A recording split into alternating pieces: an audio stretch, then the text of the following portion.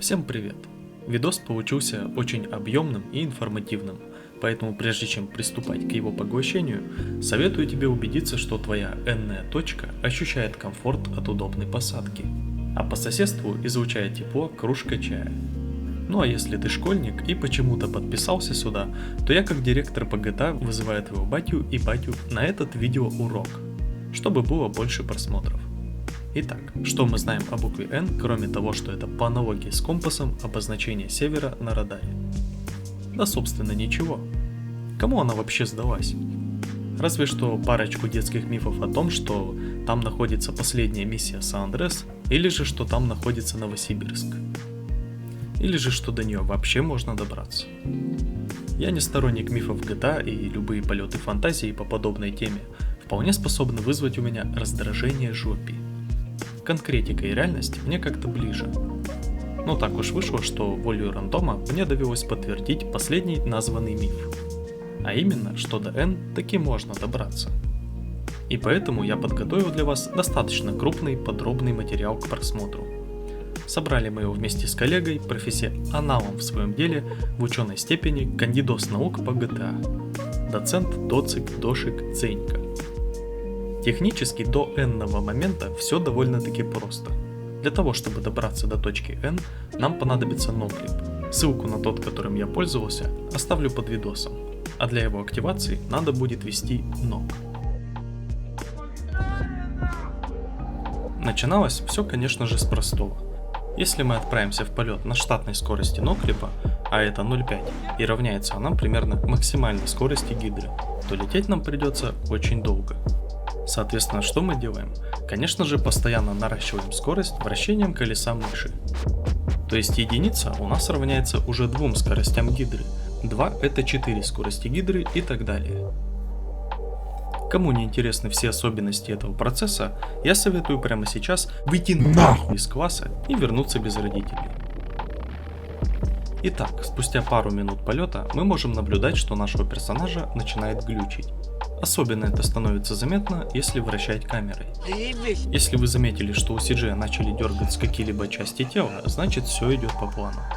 Лететь, что логично, желательно в сторону буквы N на радаре. И далее при полете мы постоянно наращиваем скорость и встречаемся с первым уже большим глюком, впоследствии именуемым распидорас. Это у меня с коллегой было такое условное обозначение, описывающее происходящее с водой. Всего мы выделили 4 уровня распидораса, но об этом чуть позже. А сейчас небольшое предисловие, как же вообще удалось туда попасть. И произошло это на самом деле по случайности. Изначально мы просто спорили. Коллега утверждал, что границей Сан-Андреаса карта не заканчивается, а на самом деле ты летишь дальше.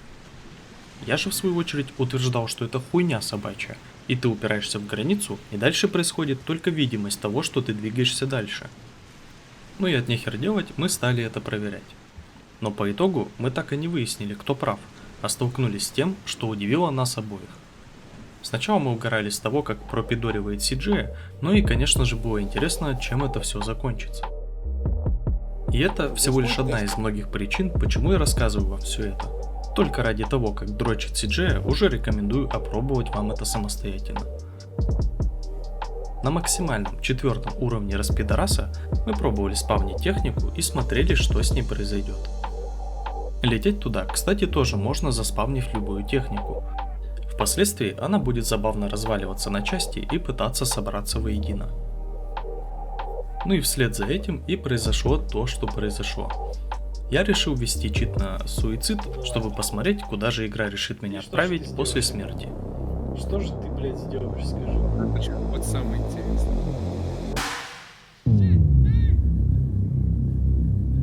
Признаюсь честно, в тот момент я не смотрел никаких видосов о том, что до N вообще можно добраться, и даже не думал, что это реально сделать, поэтому представьте масштабы того, как мы с коллегой охуели.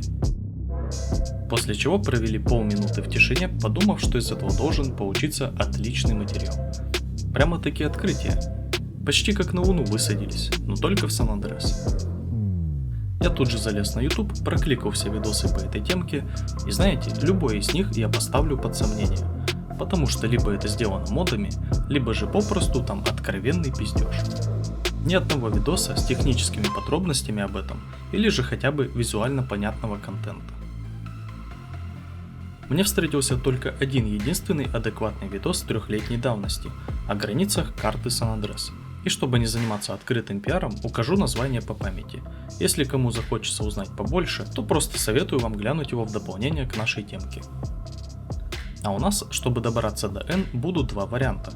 Простой метод нажатия одной кнопки и для хардкорщиков.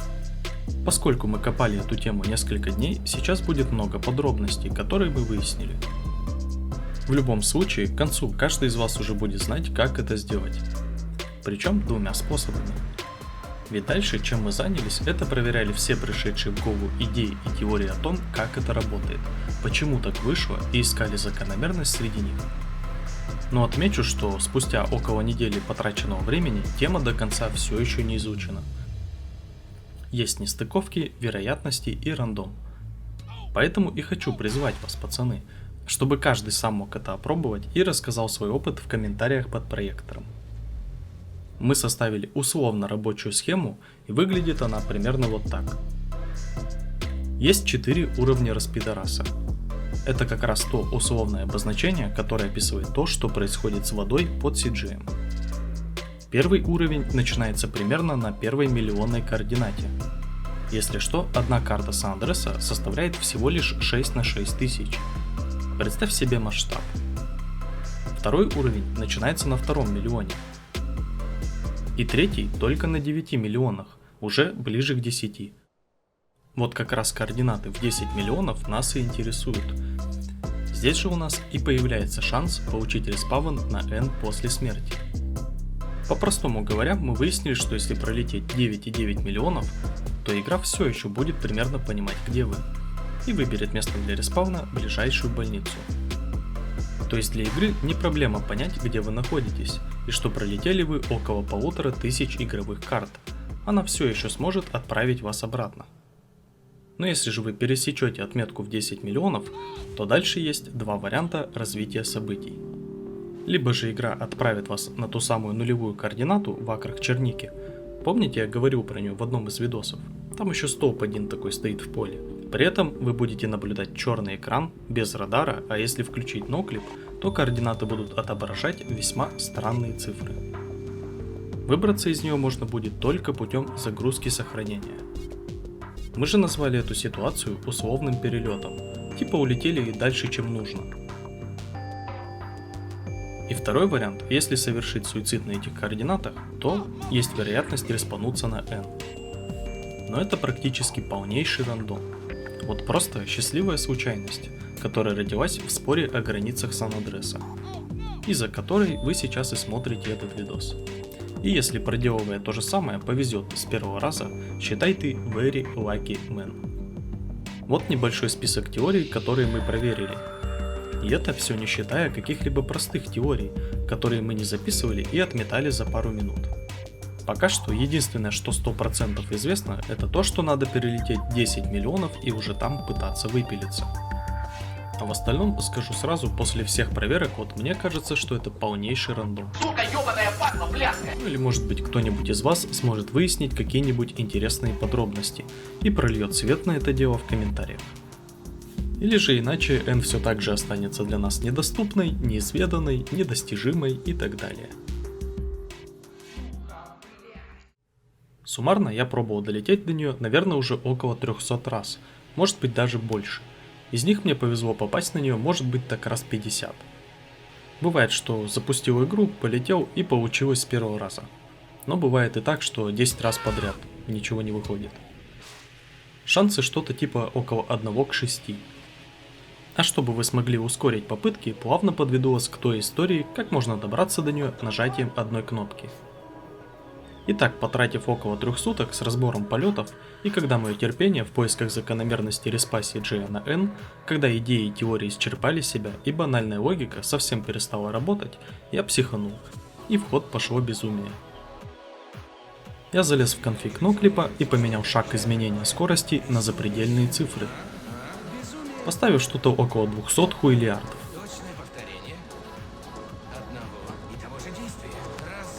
Зашел в игру, выставил скорость и, нажав вперед, N появилась прямо под CGM. Так что теперь каждый из вас может опробовать оба метода и посмотреть на эти криповые глюки, и тоже почуять частичку этого странного чувства, когда видишь N посередине своего радара. Очень странная херня, когда видишь в первый раз, особенно если делать все это более сложным методом. Ну и напоследок расскажу вам интересности, которые были обнаружены. Если у вас будут непройденные миссии, то при сложном методе иконки миссии не переместятся в центр радара, как это сделает N, а останутся на своих местах. Соответственно, что это просто баг, шансы уже чуть меньше. У меня была даже мысль вскрыть экзешник и посмотреть, что творится в нем, когда игра перемещает тебя на N после смерти. Но, к сожалению, я в этом ничего не секу. Также, попав на N первым методом, если зайти на карту или ввести ноклип, чтобы подсмотреть ее координаты, то вас ожидает моментальный вылет. Но корды у меня все же получилось успеть заскринить.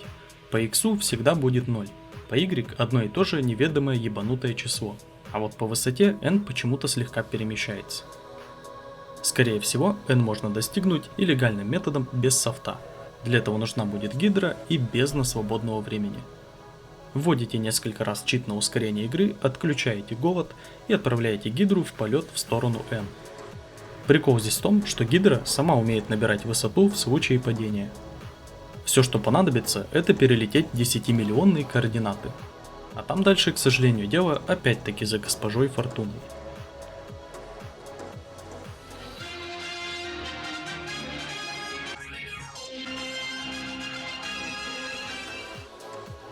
Может, поэтому это все еще и не обнаружили. Но вот мой пруф, что скорее всего это сработает. Я оставлял комп на ночь с летящей гидрой, даже без чита на ускорение. И на утро я врубил запись, потому что ее все-таки начало понемножку рвать на части. Координаты я не посмотрел, но визуально по воде я понял, что пролетела она примерно 500 000, может быть даже меньше. А надо-то всего лишь больше 10 миллионов. Но все-таки я ставлю на то, что это возможно. Для того, чтобы попасть на N, выяснилось, что даже не обязательно лететь именно на N. Вы можете лететь в любую сторону, но только по горизонтали, куда захочется. Главное пересечь координаты в 10 миллионов. Заспавнившись на N, CJ падает около 1,5 секунд. Затем звука падения больше нет. На N также спавнится любая техника. К примеру, если за вами вышлет вертолет полиция, то он до вас доберется и со временем даже сможет убить. Но как мне кажется, все, что спавнится, спавнится прямо в CG. Все это является косвенным доказательством того, что N это физическое место.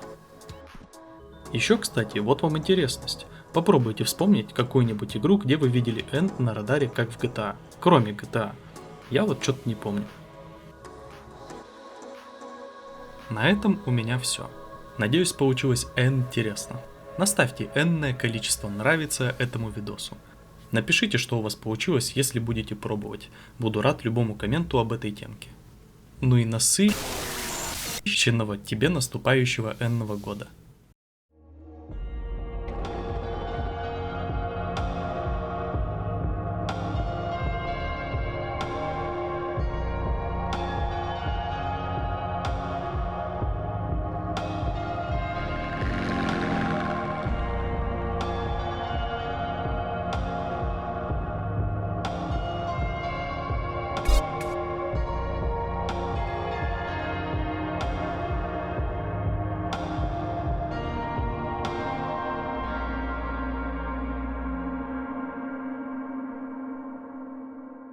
Да и, кстати, Кодмен мудак.